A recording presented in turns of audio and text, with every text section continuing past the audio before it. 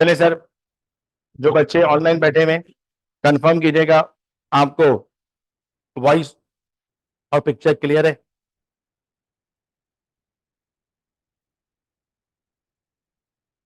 ठीक है बेटा, बिस्मिल्लाह करते हैं और एक और इंटरेस्टिंग सब्जेक्ट के ऊपर बात अब शुरू करने जा रहे हैं। नाम है जिसका cost and management accounting.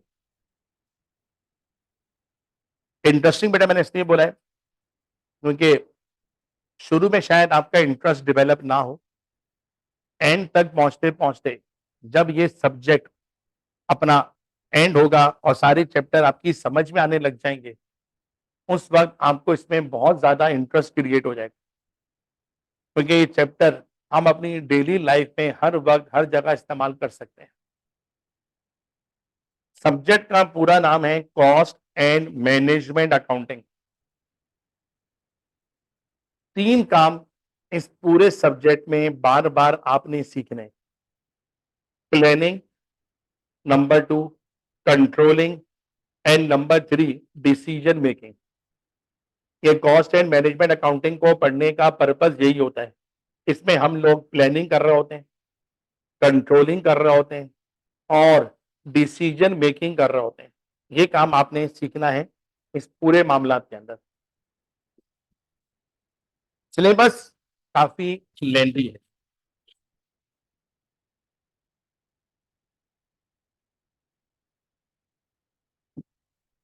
Syllabus काफी लेंथी है। कुछ चैप्टर छोटे हैं, 4-5 क्लास में खत्म हो जाते हैं। एक दो चैप्टर काफी बड़े हैं, पढ़ाने में एक एक महीना लग जाता है, फिर कहीं जाकर उसकी सारी सिचुएशन की कवरेज होती है। अच्छी बात यह है, जिनको पढ़ने में महीना लग जाता है, गुस्सा जब आए तब पढ़ के भी जाए, पेपर में सवाल भी ना आए। हर बार उसका सवाल तकरीबन आता है और इस बार भी था, अचीवेबल था।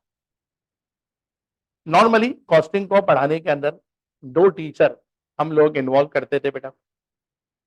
कुछ पोर्शन सर तबानी के पास होता था और रेस्ट ऑफ दी पोर्शन मेरे पास होता था। अब आप सबको हमने बताया था कि तबानी साहब जरा थोड़ा रेस्ट करना चाह रहे हैं, तो फिर हमने कॉस्टिंग के अंदर एक और एक्सपीरियंस टीचर को अपने साथ इन्वॉल्व किया है। ओरिएंटेशन में आपकी उनसे मुलाकात भी हमने करवाई थी, सर काशिफ जिया बेटा, माशाल्लाह से आईसीए में क्वालिफाइड है और पिछले मोर देन 20 ईयर से कॉस्टिंग के सब्जेक्ट को टीच कर रहे हैं। आईसीएमए में इससे भी ऊपर लेवल के सब्जेक्ट कॉस्टिंग के पेपर पढ़ा रहे हैं वो। तो कुछ एरिया उनके पास भी है और ज्यादातर एरिया वो है जो कि सर तबानी के पास हुआ करता था। पेपर के अंदर यहां पर भी सेक्शन अब आने लग गए हैं। पहले कॉस्टिंग का पेपर सेक्शन वाइज नहीं होता था, लेकिन अब आईकेप ने इसके भी सेक्शन बनाने शुरू कर दिए। लेकिन यहाँ पर सेक्शन में एक डिफरेंस है, वो ये एफएआर 1 और एफएआर 2 में आपको पता ही है कंपलसरी है कि आपके पास एक सवाल एमसीक्यू का लाजमी होगा, जो आप देकर भी आए हो अभी। लेकिन कॉस्टिंग में ऐसा नहीं है। कॉस्टिंग में एमसीक्यूज नहीं आते, ना सेक्शन ए में ना सेक्शन बी में। हाँ, वो अलग है कि सेक्शन ए में शॉर्ट क्वेश्चन आते हैं, सेक्शन बी में लॉन्ग क्वेश्चन आते हैं। इस बड़े सिलेबस को पढ़ने के लिए अच्छी बात यह है कि आईकैप का स्टडी टेक्स्ट जरूरत से ज्यादा अच्छा बना हुआ है। तो आपको 10 किताबों के पीछे भागने की जरूरत नहीं है। स्टडी टेक्स्ट को कवर कर लो, पास पेपर कवर कर लो, टीचर के हैंडआउट कवर कर लो और सबसे बड़ी बात लेक्चर को अटेंड कर लो। पेपर आपके इंशाल्लाह निकल जाने चाहिए। अब पहली क्लास में बेटा एज यूजुअल हमें डिस्कस करना होगा मामला किसके, सिलेबस के। हम सिलेबस को डिटेल में डिस्कस करने के लिए तीन एरिया हैं जो आईकेप ने आपके लिए बनाकर रखे हुए हैं। पहला एरिया जो आपको नजर, अच्छा एक मिनट, मैं ग्रुप में भेजना भूल गया इसको बेटा, मैं ग्रुप में इसकी कॉपी भेज दूं।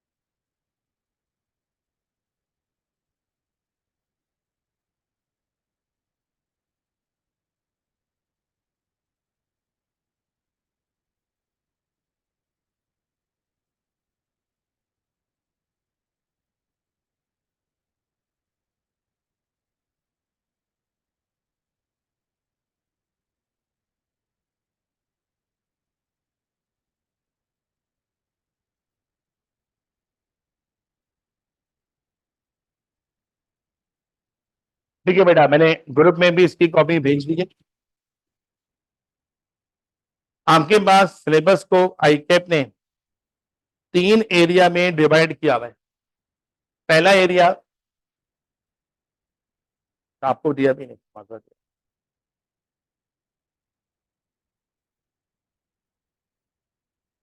जो फिजिकल बैठे में कॉपी डिस्ट्रीब्यूट भी कर लें।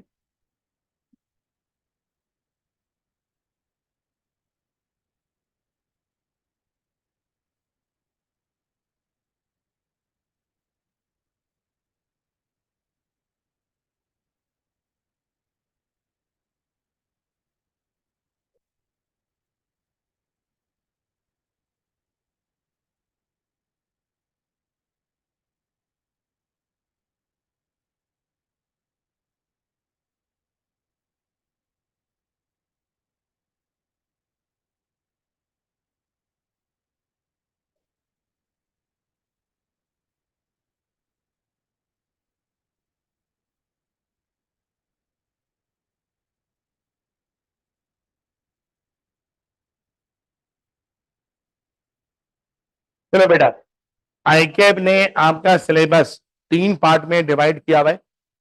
पहला पोर्शन जिसको हम कह रहे हैं cost associated with the production, ये 35 से 45 मार्क्स तक के लिए पूछा जाएगा।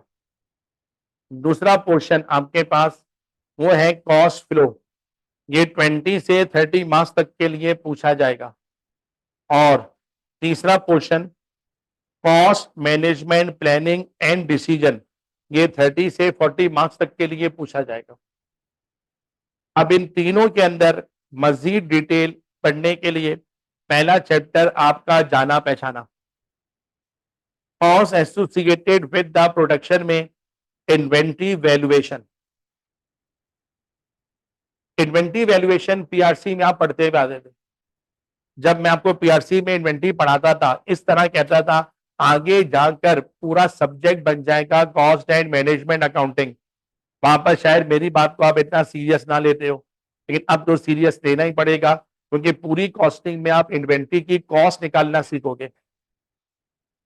इन्वेंट्री वैल्यूएशन और इन्वेंट्री मैनेजमेंट, ये 2 चैप्टर हैं जो इन्वेंट्री के हवाले से हमारे पास मौजूद हैं।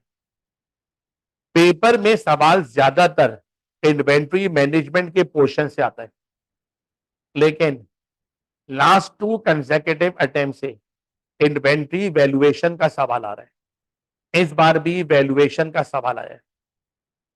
इससे जो पिछली अटेम्प्ट थी, पहली बार ऐसा हुआ कि एक ही अटेम्प्ट में 2 सवाल आए, एक इन्वेंट्री वैल्यूएशन का और एक इन्वेंट्री मैनेजमेंट का। ये दोनों चैप्टर मेरे पास है। तो पहले जरा मैं पोर्शन ए की टीचर्स की एलोकेशन करवा दूं। आपका जो पहला चैप्टर है इन्वेंट्री वैल्यूएशन, इसके आगे तो बेटा नाम आप मेरा ही लिखिए।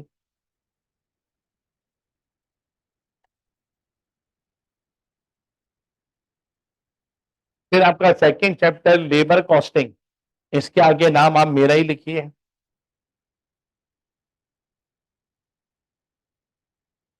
फिर आपका एक और चैप्टर मैन्युफैक्चरिंग ओवरहेड्स, इसके आगे नाम आप सर काशिफ जिया का लिखें। जॉब ऑर्डर कॉस्टिंग, नाम आप मेरा लिखिए। सर्विस कॉस्टिंग, नाम आप मेरा लिखिए। एब्जॉर्प्शन एंड मार्जिनल कॉस्टिंग के आगे भी मेरा ही नाम लिखिए। और एक्टिविटी बेस्ड कॉस्टिंग के आगे भी मेरा ही नाम लिखें। चलो पहले टीचर की एलोकेशन कंप्लीट कर दूं। Second area cost flow, cost flow in production के आगे भी नाम आप मेरा ही लिखिए। प्रोसेस कॉस्टिंग जान को आजाब चैप्टर के आगे भी नाम मेरा ही लिखिए।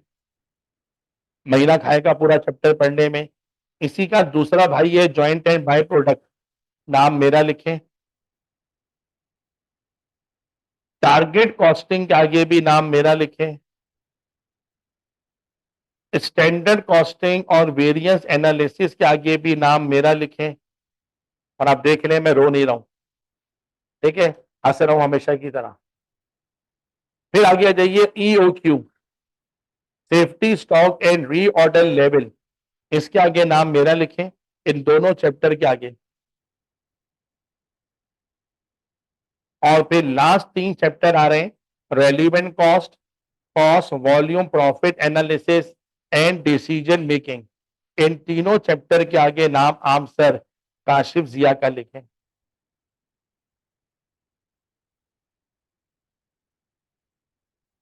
ठीक है बेटा, तो अंदाजा आपको हो गया कि मेजर पोर्शन तो अभी भी मेरे पास ही है, और फिर मुझे थोड़ा सा बर्दाश्त करना पड़ेगा आप लोगों को। कॉस्ट एंड मैनेजमेंट अकाउंटिंग पढ़ने के लिए आयो। ठीक है बेटा, अब क्योंकि पहली क्लास है, सिलेबस को थोड़ा थोड़ा समझाना है, ये चैप्टर है क्या। पीआरसी से आपने एक चैप्टर पढ़ा हुआ है मैन्युफैक्चरिंग अकाउंट। सर जीएम ने भी समझाने की कोशिश करी, मैंने भी इन्वेंट्री में, जो मैन्युफैक्चरिंग कंपनीज होती हैं जब वो इन्वेंट्री को बनाने की बात करती हैं तो उनकी इन्वेंट्री 3 शक्लों में पड़ी हुई होती है। लाते हैं रॉ मटेरियल, काम शुरू कर देते हैं तो वर्क इन प्रोसेस, और जब वो प्रोसेस कंप्लीट हो जाता है चीज फिनिश गुड बन जाती है। फिर हमने बात की थी प्रोडक्शन कॉस्ट। जब भी आप किसी चीज को बनाने की कोशिश करते हो 3 कॉस्ट हैं जो आपको लगानी पड़ती हैं। नंबर 1 डायरेक्ट मटेरियल, कोई प्रोडक्ट डायरेक्ट मटेरियल के बगैर बन नहीं सकती। नंबर 2 डायरेक्ट लेबर, कोई चीज डायरेक्ट लेबर के बगैर भी नहीं बन सकती। और तीसरी प्रोडक्शन ओवरहेड्स, जिसे आप लोग फैक्ट्री ओवरहेड भी कहते हो, ये भी आपके पास कॉस्ट लग जाती हैं। जब ये 3 कॉस्ट आप लगाते हो फिर कहीं जाकर आपकी प्रोडक्ट फिनिश गुड की शक्ल इख्तियार करती है। जो सवालात हम पीआरसी में करते थे वहां पर मटेरियल कॉस्ट अमूमन सवाल में होती थी, लेबर कॉस्ट भी होती थी, ओवरहेड की कॉस्ट भी होती थी, लेकिन यहां पर इन चीजों को डिटेल में पढ़ना है। मटेरियल कैसे इस्तेमाल हुआ, कितने का इस्तेमाल हुआ, इसके लिए 2 चैप्टर सिलेबस का पार्ट है। एक चैप्टर का नाम है इन्वेंट्री वैल्यूएशन।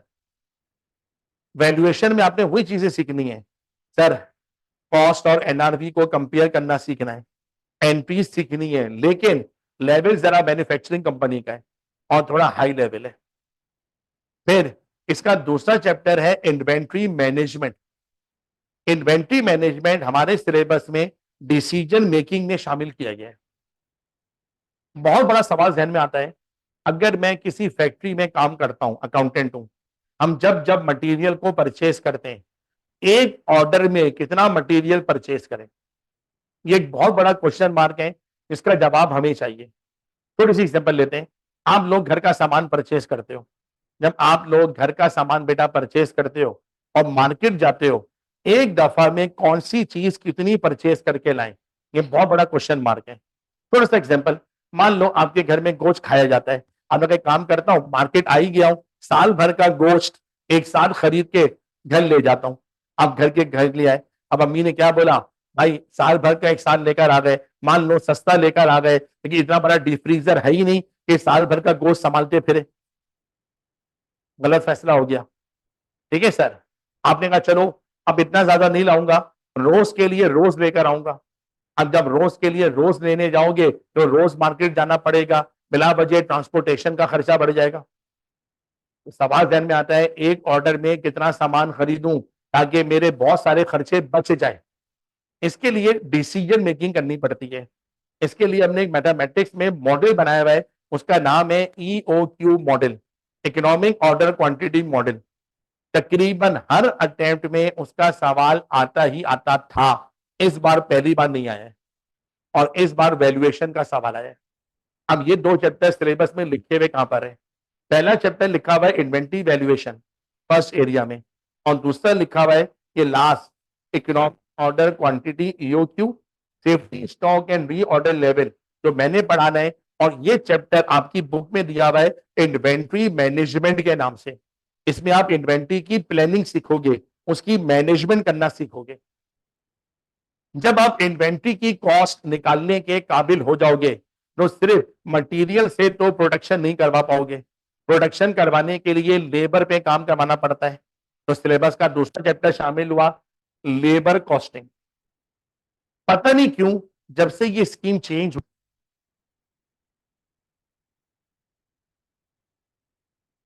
ज्यादा पसंद आ रहा है और हर अटेम्प्ट में इसका क्वेश्चन हर बार आ रहा है और थोड़ा सा प्लानिंग वाला क्वेश्चन आ रहा है कि लेबर है, हम उनको बोनस देना चाह रहे हैं, इंसेंटिव देना चाह रहे हैं, उसके प्लान बनाकर देता है और आपसे इवेल्युएट करवाता है कौन सा प्लान ज्यादा बेहतर है।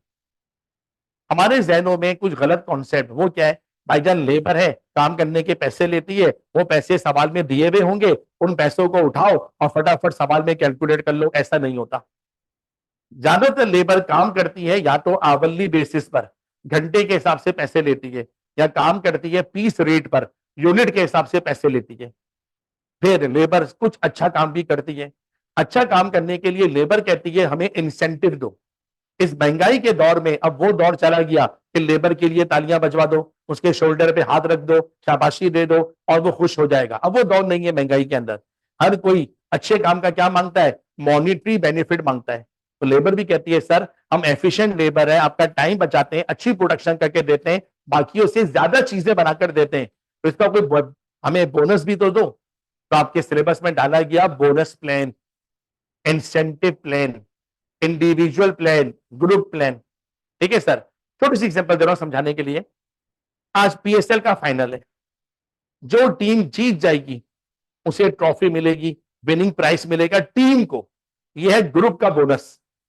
लेकिन कोई होगा प्लेयर ऑफ द टूर्नामेंट कहलाएगा, ठीक है, बैट्समैन ऑफ द टूर्नामेंट कहलाएगा, उनको भी अलग से इनाम मिलेगा, प्लेयर ऑफ द मैच कहलाएगा, उसे भी इनाम मिलेगा। ये होता है इंडिविजुअल बोनस प्लान, कि एक एक आदमी की परफॉर्मेंस को अलग अलग मॉनिटर करो, जो अच्छा काम करे उसे बोनस दे दो। और एक होता है एक एक ग्रुप या टीम की परफॉर्मेंस को मॉनिटर करो, जो टीम या ग्रुप अच्छा परफॉर्म करे उसे बोनस दे दो, बाकियों को मत दो। कौन कौन से बोनस प्लान हैं जिनके जरिए लेबर को मोटिवेट किया जाता है, ये भी आपके सिलेबस का पार्ट है। फिर आईकेप ने इसमें एक और चीज शामिल की हुई है बेटा, ये सीए फाइनल से निकाल के शामिल की आपके स्कोप के अंदर, उसका नाम है लर्निंग कर्व थ्योरी, जिसमें मैथमेटिक्स इन्वॉल्व है। अच्छा सर ये क्या है? लर्निंग कर्व थ्योरी ये कहती है लेबर से एक जैसा काम बार बार करवाओ, और अगर उस काम में सीखने की गुंजाइश हो, लर्निंग हो, तो पहली बार में टाइम ज्यादा लगेगा, लेकिन दूसरी बार वही काम करवाओ, सीखने की वजह से टाइम कम लगेगा, फिर और कम टाइम लगेगा, फिर और कम टाइम लगेगा। अगर पहली चीज 10 घंटे में बन रही है, मुमकिन है दूसरी चीज 10 से कम घंटे में बने। अब इसकी वजह से जो टाइम बचेगा उससे हमारी क्या बचेगी, कॉस्ट बचेगी। और यहां पर हम लोग कॉस्ट एंड मैनेजमेंट अकाउंटिंग की पढ़ रहे हैं, तो लर्निंग कॉस्ट बचने में कैसे हेल्प करती है, उसकी सेविंग कैसे कैलकुलेट की जाती है, यह आपको लर्निंग कर्व थ्योरी में पूछना है। ये बेटा पेपर में अब तक 4 बार इसका सवाल आ चुका है। जब आप लेबर को भी पढ़ लोगे तो आपने क्या बोला, सर हमें इन्वेंट्री की कॉस्ट निकालनी आ गई, लेबर की कॉस्ट निकालनी आ गई, फिर तीसरा काम प्रोडक्शन ओवरहेड। प्रोडक्शन जब भी करवाने जाओगे बिजली के बिल आएंगे, फैक्ट्री का रेंट लगेगा और दीगर इखराजात भी होंगे, इसे हम कहते हैं प्रोडक्शन ओवरहेड्स या फैक्ट्री ओवरहेड। क्या होते हैं ये, इनकी कॉस्ट कैसे कैलकुलेट की जाती है, इसके लिए सिलेबस में अलग से चैप्टर शामिल है मैन्युफैक्चरिंग ओवरहेड के नाम से। सर काशिफ जिया ने आपको पढ़ाना है। सवाल ध्यान में आता होगा, एक बच्चे को पढ़ाओ, पढ़ाने में टीएसए में कितने की इलेक्ट्रिसिटी लग जाती है, क्या समझाया था? इसका परफेक्ट तरीका तो किसी को भी नहीं पता, अंदाजे लगाने पड़ेंगे, लेकिन वो अंदाजे उस तरीके से लगाने पड़ेंगे जिस तरह दुनिया भर के अकाउंटेंट लगा रहे हैं। तो वो अंदाजे कैसे लगाए जाते हैं वो आप इस चैप्टर में समझने की कोशिश करोगे। जब ये 3 चैप्टर पढ़ लोगे, इसको पढ़ने में ही 1.5 महीना निकल जाएगा, तो आपकी बेसिक पूरी होगी। बेसिक में क्या सीखोगे, मटेरियल कॉस्ट कैसे निकलती है, लेबर कॉस्ट कैसे निकलती है, और प्रोडक्शन ओवरहेड की कॉस्ट कैसे निकलती है। फिर इन तीनों चैप्टर की एप्लीकेशन शुरू हो जाएगी। बहुत सारे कॉस्टिंग मेथड्स हैं जो आपके सिलेबस का पार्ट है। हम लोग यहां पर मैन्युफैक्चरिंग कंपनी की अकाउंटिंग मेनली सीखने के लिए जमा हुए हैं। अब ये मैन्युफैक्चरिंग कंपनी अलग अलग तरीकों से चीजें बना रही होती हैं, फिर हमें उनकी कॉस्ट अलग अलग तरीकों से कैलकुलेट करनी होती है। सिलेबस में चैप्टर डाला गया जॉब ऑर्डर कॉस्टिंग, तो क्या सिखाता है? ये उन कंपनीज की अकाउंटिंग सिखाता है जिनको हम लोग ऑर्डर पर चीजें बना बना कर देते हैं। फॉर एग्जाम्पल, हमारी फैक्ट्री लगी हुई है, लेकिन हमारी कोई मखसूस प्रोडक्ट नहीं है। कस्टमर आते हैं, जैसा ऑर्डर देते हैं वैसी चीज बनाकर उनको दे देते हैं। क्या हम जानना नहीं चाहते हमारे पास ऑर्डर में बनने वाली एक चीज कितने की है? इसके लिए टेक्निक इस्तेमाल की जाती है job order costing. Job order costing की बेस्ट एग्जांपल मेरा और आपका टेलर।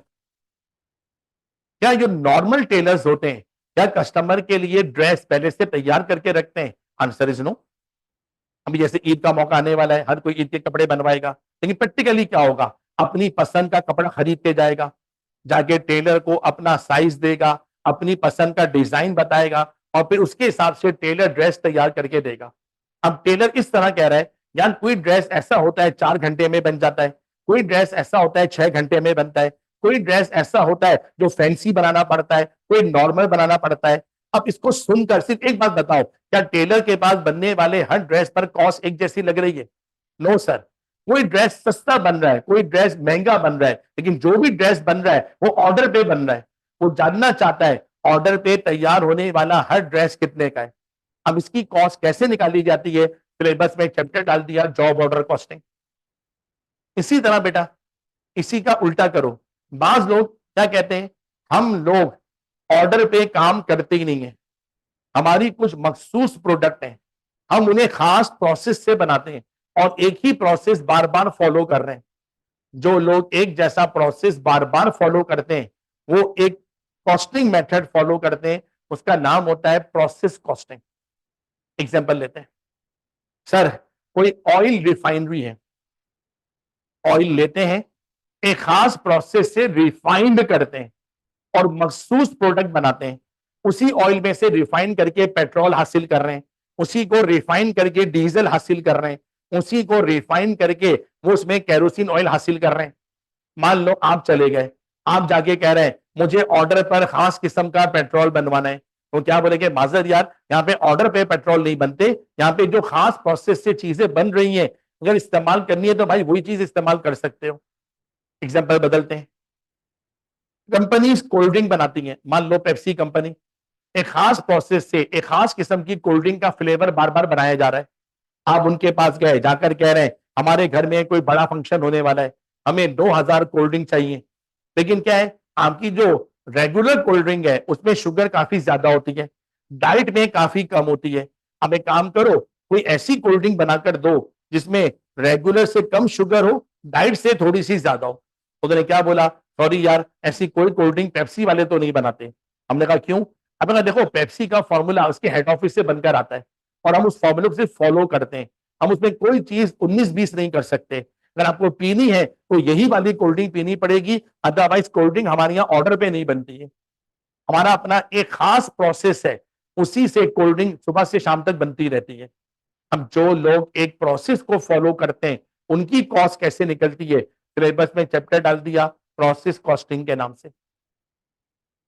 मेरे कहने से लिख लो, ये कंपलसरी चैप्टर है, अभी तक तो ऐसा ही होता हुआ आ रहा है। ओल्ड स्कीम हो या न्यू स्कीम हो, प्रोसेस कॉस्टिंग के बगैर कभी उसने पेपर बनाया ही नहीं है।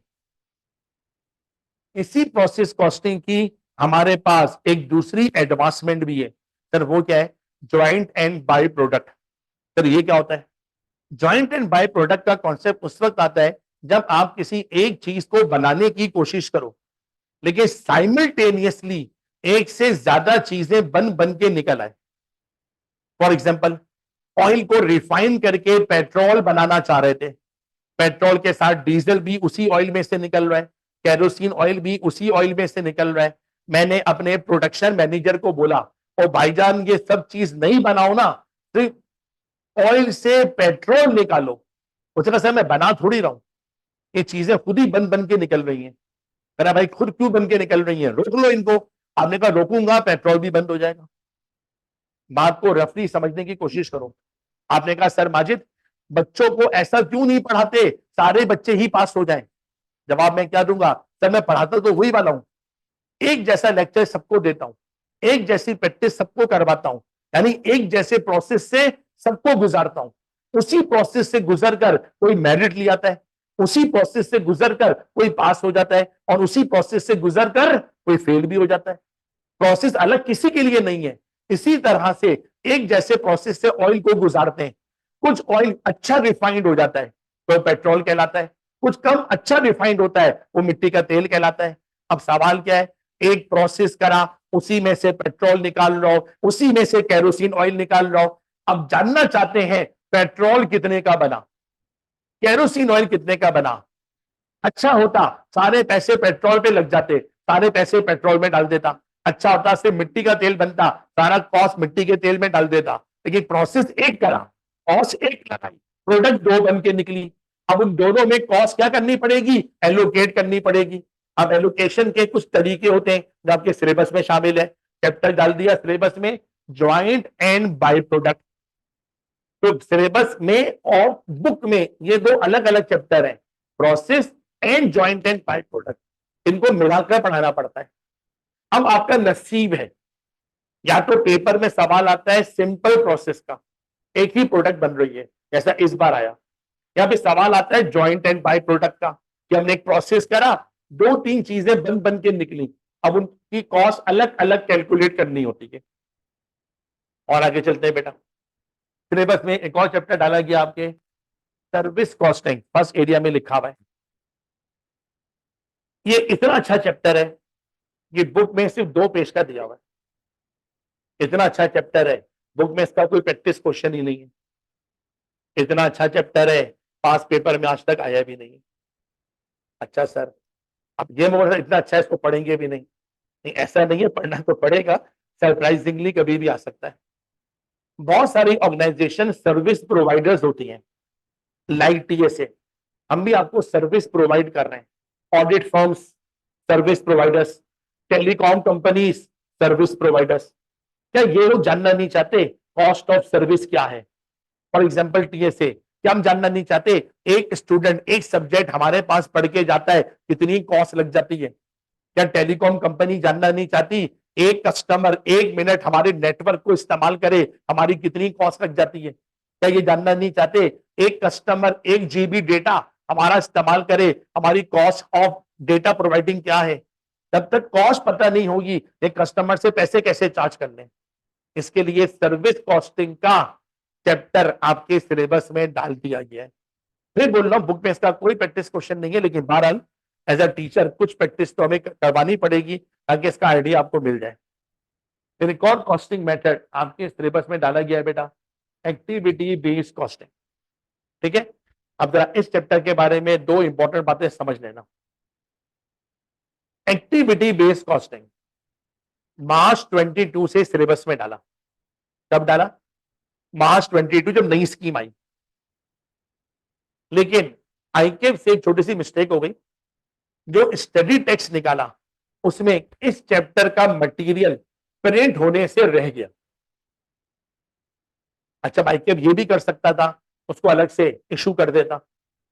उसके बाद एक सर्कुलर निकाल दिया कि हमारा एक रूल है, जो स्टडी टेक्स्ट में होता है वही हम पेपर में पूछते हैं। अब क्योंकि चैप्टर प्रिंट होने से रह गया है, only for March 22 this chapter will not be tested in the exam. उन्होंने उस अटेम्प्ट के लिए उस चैप्टर को सिलेबस से हटा ही दिया। चलो बात खत्म हो गई। फिर नई बुक आई सितंबर 22 में, उसमें वो चैप्टर उन्होंने डाल दिया। सितंबर में उसका सवाल नहीं आया, मार्च 23 में भी नहीं आया, मार्च 24 में भी नहीं आया, 23 में, ऑटम 23 में भी नहीं आया। लेकिन अभी जो अटेम्प्ट हुई है, पहली बार एक्टिविटी बेस्ड कॉस्टिंग का इन्होंने सवाल डाल दिया, और कोई बच्चा भी आपको उसके बारे में परेशान नजर नहीं आएगा। फिर बेटा चैप्टर सिखाता क्या है? हाँ, अगर ये समझे सिखाता क्या है, सर काशिफ जिया आपको एक चीज सिखाएंगे, मैन्युफैक्चरिंग ओवरहेड। जब पूरा चैप्टर पढ़ लोगे, उसी चैप्टर को मैं दूसरे एंगल से सिखाऊंगा। सर काशिफ जिया ऐसी बातें करेंगे, यार जब हम लोग किसी चीज को बनाने बैठते हैं तो हम अंदाजे से रेट निकाल लेते हैं। लेबर 1 घंटे काम करेगी, ओवरहेड कितने लग जाएंगे, मशीन 1 घंटे चलेगी, ओवरहेड कितने लग जाएंगे, वो आपको ये रेट निकालना सिखाएंगे। जब मैं एक्टिविटी बेस्ड कॉस्टिंग पे काम करूंगा तो मैं इस तरह बोलूंगा कि सर ने जो आपको रेट निकालना सिखाए वो ट्रेडिशनल तरीका है ओवरहेड का रेट निकालने का। अब इसका एक लेटेस्ट तरीका और आ गया है, एक्टिविटी बेस्ड कॉस्टिंग। लेकिन ये वहां पर इस्तेमाल होता है जहां पर मल्टीपल प्रोडक्ट बन रही हो यूजिंग सेम फैक्ट्री, एक ही फैक्ट्री हो, जो उससे क्या बना रहा हूं, मल्टीपल चीजें बना बना के निकाल रहे हैं एक ही मशीन से। जब एक ही मशीन से मल्टीपल चीजें बना बना के निकालोगे तो फिर एक चीज बनाने में ओवरहेड कितने लग गए, इसको निकालने का हमने एक और तरीका इजाद किया, नाम रखा है एक्टिविटी बेस्ड कॉस्टिंग। तो ये भी ओवरहेड का ही चैप्टर है। ठीक है सर, और आगे चलें बेटा। तो हमारे पहला एरिया तो अब कंप्लीट हो गया, inventory valuation, labour costing, overhead, job order, service, activity. अब एक रह गया है एब्जॉर्प्शन एंड मार्जिनल कॉस्टिंग। ये एब्जॉर्प्शन एंड मार्जिनल कॉस्टिंग ये हमारे लिए दो स्कूल ऑफ थॉट है। क्या है बाबू? दो स्कूल ऑफ थॉट। आप लोगों ने एक नाम सुना होगा, फिक्स ओवरहेड्स। सुना है भाई? Fix overhead. फिक्स ओवरहेड उन एक्सपेंसेस को कहा जाता है जो प्रोडक्शन पे डिपेंड नहीं करते। प्रोडक्शन कम हो या प्रोडक्शन ज्यादा हो, ओवरहेड आपका सेम रहता है, वो कहलाते हैं फिक्स ओवरहेड्स। कहने के लिए मुनासिब एग्जांपल वो बन सकता है फैक्ट्री का रेंट। आप प्रोडक्शन कम करो ज्यादा करो, फैक्ट्री का रेंट तो आपका सेम रहता है। फिक्स ओवरहेड के बारे में हमारी कॉस्ट अकाउंटिंग में दो स्कूल ऑफ थॉट है। कुछ कॉस्ट अकाउंटेंट कहते हैं fix overhead is a product cost, और बाज अकाउंटेंट कहते हैं no no, fix overhead is a period cost. ये दो अलग अलग कॉन्सेप्ट है। बाज लोग ये कहते हैं ये मार्कर बन रहा है, इसे बनाने के लिए फिक्स ओवरहेड भी लगेंगे, इसे इन्वेंटरी में शामिल जब मालूम करो एक मार्कर कितने का बनता है तो उसमें फिक्स ओवरहेड भी शामिल करो। बाज अकाउंटेंट डिफरेंट कॉन्सेप्ट लेके बैठे हैं।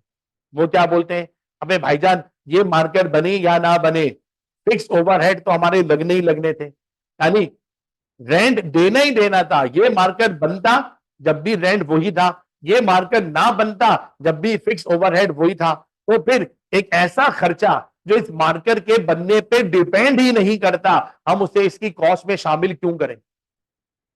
कोई मसला नहीं है, ना करो। जो लोग फिक्स ओवरहेड को इन्वेंटरी में एक कॉन्सेप्ट के फॉलोअर है, नाम है उसका एब्जॉर्प्शन कॉस्टिंग, और जो लोग फिक्स ओवरहेड को शामिल नहीं करते वो एक और कॉन्सेप्ट के फॉलोअर है, नाम है उसका मार्जिनल कॉस्टिंग। इससे फर्क क्या पड़ेगा? इससे फर्क पड़ेगा ना, इन्वेंट्री की वैल्यू अलग आएगी।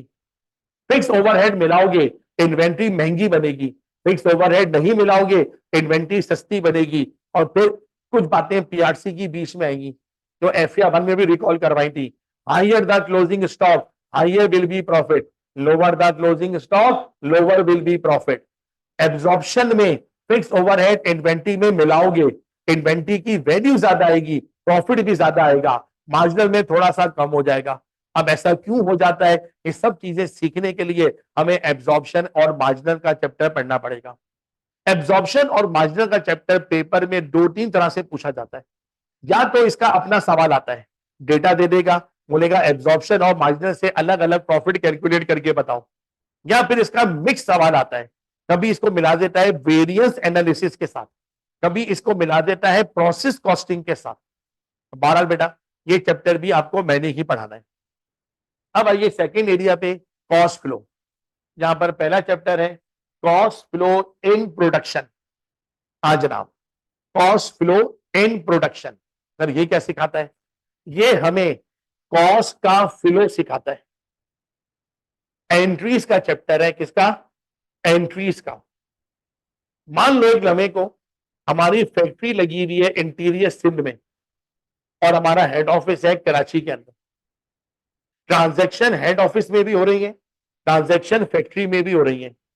अब दो अलग अलग जगह पे होने वाली ट्रांजैक्शन को कैसे रिकॉर्ड किया जाएगा? ये जो कॉस्ट फ्लो हो रही है, मटेरियल आ रहा है, इस्तेमाल हो रहा है, लेबर काम कर रही है, ओवरहेड लग रहा है, चीजें फिनिश्ड गुड बन रही है, इन सब कॉस्ट को कैसे रिकॉर्ड करोगे?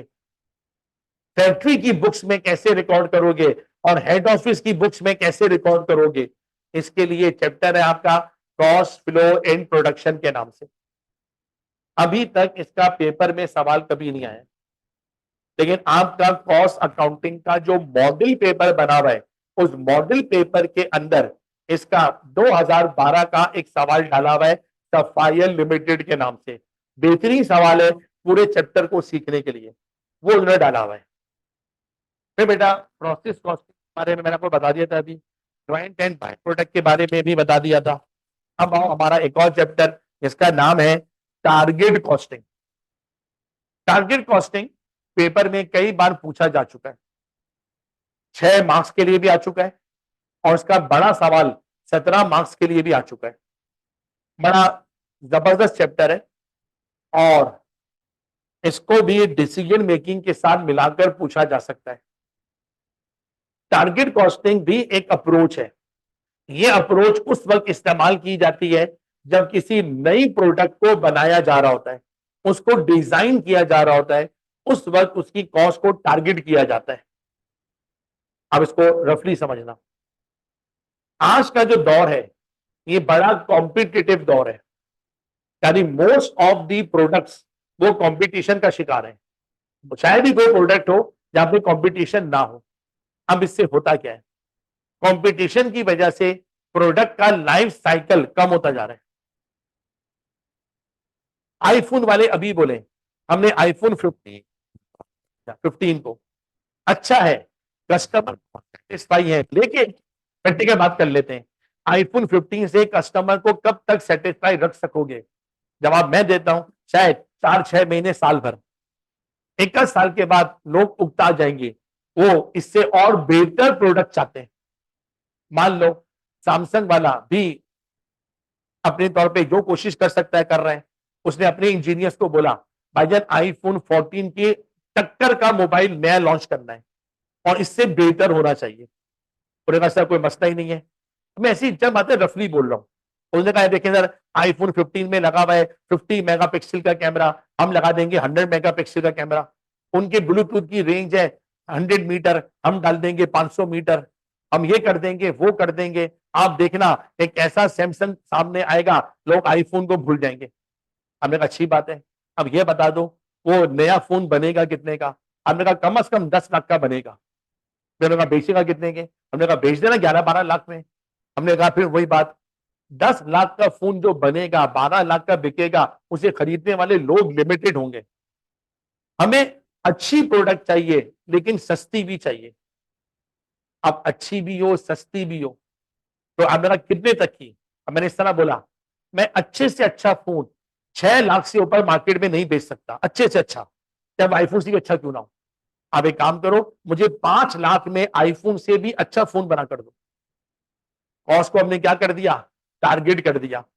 5 लाख की कॉस्ट को टारगेट करके चलो और अपनी नई प्रोडक्ट में जो इनोवेशन लाना चाह रहा हो उस 5 लाख में रहते हुए लेकर आओ। अब होता क्या है, जब हम किसी नई प्रोडक्ट को डिजाइन करते हैं कॉस्ट हमारे टारगेट से ऊपर निकल जाती है। मान लो हमने कहा अच्छा फोन बन जाएगा 5,10,000 का और हम कितने का बनाना चाह रहे हैं? 5 लाख का। झगड़ा कितने का है? 10,000 का। 10,000 का आ गया गैप, इसे हम कहते हैं कॉस्ट गैप। हम जो चाह रहे हैं और जो होने वाला है उसमें 10,000 का गैप आ गया है। अब इस 10,000 के गैप को कैसे खत्म करोगे, ये आपको इसमें सीखना है बेटा। ये टारगेट कॉस्टिंग एक जैपनीज अप्रोच है। जैपनीज ने इस अप्रोच को कई सालों तक लोगों से छुपा के रखा, दुनिया से छुपा के रखा, अपनी प्रोडक्ट की कॉस्ट को कम करने के लिए। लेकिन जब ये अप्रोच वायरल हुई, रिवील हुई, अब बहुत सी कंपनी टारगेट कॉस्टिंग की अप्रोच को इस्तेमाल कर रहे हैं कॉस्ट कंट्रोल करने के लिए। फिर बेटा मेरे पास एक और चैप्टर है पढ़ाने के लिए, standard costing and variance analysis. जब आप अपना स्टडी टेक्स्ट देखोगे उसमें आपको 2 चैप्टर मिलेंगे, एक का नाम होगा स्टैंडर्ड कॉस्टिंग और एक का नाम होगा वेरियंस एनालिसिस। लेकिन हम दोनों को मिला के ही पढ़ेंगे। स्टैंडर्ड कॉस्टिंग और वेरियंस एनालिसिस का कॉन्सेप्ट कुछ ये बनता है कि कॉस्ट को कंट्रोल करने के लिए हम लोग कॉस्ट के डिफरेंट स्टैंडर्ड बना देते हैं और फिर कोशिश करते हैं वो स्टैंडर्ड हमारे फॉलो भी हो जाए। बात को रफली समझना, स्टैंडर्ड बनाने से क्या होता है, मान लो आपके फादर ये चाहते हैं हमारा बच्चा गैर जरूरी तौर पे ज्यादा देर तक घर से बाहर ना रहे। कोई काम है तो परमिशन ले सकता है, लेकिन गैर जरूरी तौर पे घर से बाहर टाइम ना गुजारे। तो उन्हें सब बच्चों को बिठा के बोला कि भाई मेरा ख्याल है 12 बजे का टाइम मुनासिब कर लेते हैं, मैं 12 बजे घर के दरवाजे लॉक कर दूंगा, इससे पहले पहले अपने सारे काम निपटा कर आ जाओ। हाँ, कोई जरूरी काम है तो बताकर परमिशन ले सकते हो। बच्चों ने पहले तो समझा मजाक कर रहे हैं। बच्चे आराम से 12:30-1 बजे आए और मान लो दरवाजा लॉक मिला और अब्बू ने बहुत देर से खोला वार्निंग देने के बाद। अब बच्चे जरा संभल गए, जो भी काम होता है निपटा के 12 बजे आना शुरू हो गए। अब अब्बू ने इस तरह घर में बोला, मैं चाहता था बच्चों को कंट्रोल कर लूं, उनके आने के टाइम को कंट्रोल कर लूं, एक जरा सा स्टैंडर्ड बनाया 12 बजे गेट लॉक कर दूंगा, सब बच्चों के आने के टाइम मेरे कंट्रोल में आ गए। चलो बात बदल देते हैं। अब्बू ने इस तरह बोला, भाईजान मैं चाहता हूं कम से कम एक वक्त का खाना घर में सब बैठकर साथ में खा लें। ये दिन में मुमकिन नहीं है, कम से कम रात में पॉसिबल कर लेते हैं। चलो एक काम कर लेते हैं, 9 बजे का टाइम बांध लेते हैं, आपको जो भी काम हो निपटा के खाने के लिए 9 बजे सबको आना पड़ेगा, वरना उस दिन खाना नहीं मिलेगा। बच्चों ने फिर मजाक समझा और मान लो वाकई में अब्बू ने खाना खाने घर से तो नहीं दिया। अब सबने क्या कोशिश करी, कोई भी काम हो निपटा के 9 बजे आना शुरू हो जाए। अब्बू ने फिर दिल में सोचा, चलो यार मेरी एक और ख्वाहिश पूरी हो गई।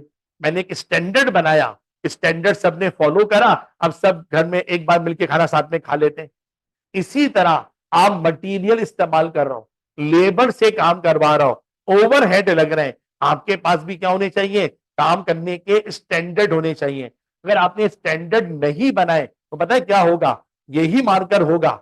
लेबर बना रही है, कोई इसमें ज्यादा प्लास्टिक लगा रही है, कोई कम प्लास्टिक लगा रही है, कोई 2 घंटे में बना रहा है, कोई 3 घंटे में बना रहा है। अब हमें समझ में नहीं आ रहा कि 2 घंटे वाले को शाबाश दें या 3 घंटे वाले को डांटें, कौन जल्दी बना रहा है कौन सही बना रहा है। ये उस वक्त मुमकिन था, हमने काम का क्या बनाया होता, स्टैंडर्ड बनाया होता। अगर आप कहते हो ये मानकर 2 घंटे में बनना चाहिए, जो 2 घंटे में बना रहा है अच्छा कर रहा है, जो 2 घंटे से ज्यादा टाइम लगा रहा है वो हमारा नुकसान कर रहा है, और जो 2 घंटे से कम टाइम लगा रहा है वो हमारा फायदा कर रहा है। स्टैंडर्ड बनाए जाते हैं मटेरियल के, लेबर के, ओवरहेड के, लेकिन ये हकीकत है दुनिया हमारे बनाए हुए स्टैंडर्ड पर नहीं चलती। जब दुनिया हमारे बनाए हुए स्टैंडर्ड पे नहीं चलती तो डिफरेंस आता है। सोचा था काम 2 घंटे में होगा, 2.5 घंटे में हुआ, आधा घंटा जाया हो गया, फायदा हुआ नुकसान हुआ, नुकसान हुआ। अब आधे घंटे से कितने रुपीस का नुकसान हुआ वो कैलकुलेट करना पड़ता है। सोचा था मटेरियल 10 रुपए का मिलेगा, मिला 11 रुपए का, 1 रुपए का नुकसान हुआ 1 kg पर। अब ऐसा पूरे महीने में कितना नुकसान हुआ इसे कैलकुलेट करना पड़ता है, और फिर बन जाता है वेरिएंस एनालिसिस। कंपल्सरी मत लिखना, लेकिन नई स्कीम में हर अटेम्प्ट में इसका सवाल आ रहा है, और इस बार भी ठीक ठाक तगड़ा सवाल इसने डाला था स्टैंडर्ड कॉस्टिंग। फिर बेटे मेरा लास्ट चैप्टर जिसका आइडिया मैंने आपको भी दे दिया था इन्वेंटरी मैनेजमेंट, वो है ईओक्यू, सेफ्टी स्टॉक, ई ऑर्डर लेवल। बस ये छोटा सा पोर्शन है मेरे पास पढ़ाने के लिए। ठीक है सर, मैं 2 चीजें आपको करवाऊंगा। ये सिलेबस जब कंप्लीट हो जाएगा फिर मैं आपको कुछ ऐसे सवाल पे लाऊंगा पास पेपर के जिसमें बहुत सारे चैप्टर मिले हुए, कुछ मेरे मिले हुए, कुछ सर काशिफ जिया का काम मिला हुआ होगा। तो फिर मैं वहां ये नहीं देखूंगा वो चैप्टर मैंने पढ़ाया सर काशिफ ने पढ़ाया, किसी ने भी पढ़ाया हो, उन क्वेश्चंस को आपको मैं क्लास में डिस्कस करूंगा। वहां जाकर आपको एहसास होगा ये कॉस्ट अकाउंटिंग है क्या चीज।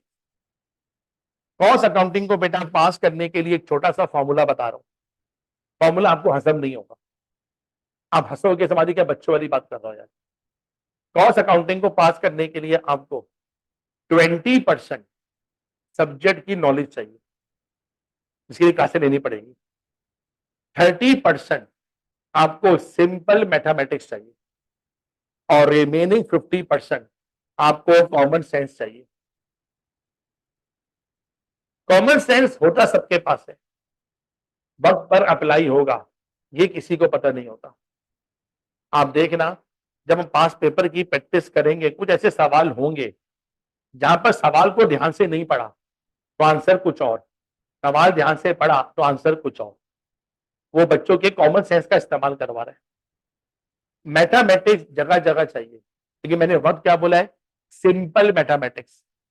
रेशो जगह जगह बनेंगे, रेशो कहीं इक्वेशंस बनेगी, रेशो जरा सा गलत बन गया हमारी फिगर कुछ की कुछ निकल आएगी। और ये रेशो बनाना सबसे ज्यादा तंग करेगा पूरी कॉस्टिंग में आपको जगह जगह। हमारा जो चैप्टर है लर्निंग कर्व थ्योरी लेबर, उसमें लॉग निकालने पड़ेंगे, लॉग। कुछ लॉग से लर्निंग निकलेगी, उस लर्निंग से सेविंग निकलेगी। इस किस्म की सिंपल मैथमेटिक्स आपको चाहिए। और जिसका कॉमन सेंस बहुत अच्छा है, वो तो सवाल पढ़ते में ही दिमाग में माइंड मैप बना लेता है, इस सवाल को कैसे लेके चलना है।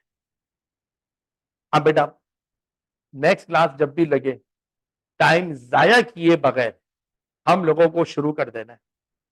पहली 1 से 1.5 क्लास हमारी चलेगी बेसिक कॉन्सेप्ट्स के ऊपर। क्या मैंने सिखाना है कॉस्ट अकाउंटिंग है क्या, इसके एलिमेंट्स क्या है, फिर सिखाना है कॉस्ट के एलिमेंट क्या होते हैं, फिक्स वेरिएबल कॉस्ट के ग्राफ्स आपको सिखाने, कॉस्ट इक्वेशन बनाना सिखानी है।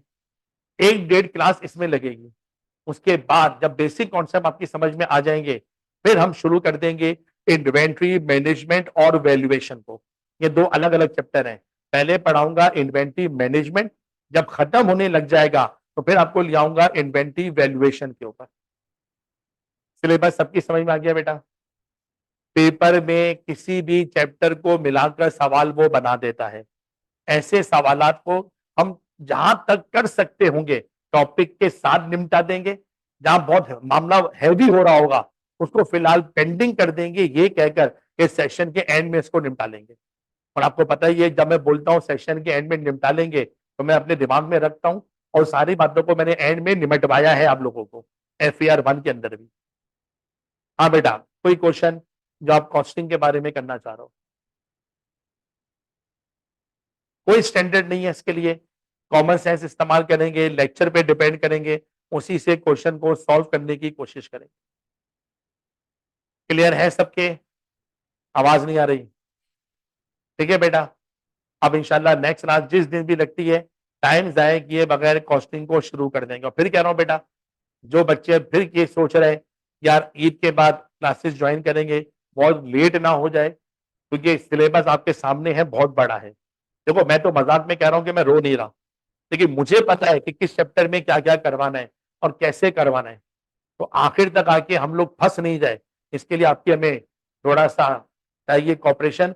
आप कॉपरेट करेंगे, क्लासेस अभी से प्रॉपरली शुरू होंगी, तो जब भी थोड़ा थोड़ा करके हम एंड तक चीजों को समेट पाएंगे। अल्लाह हाफिज।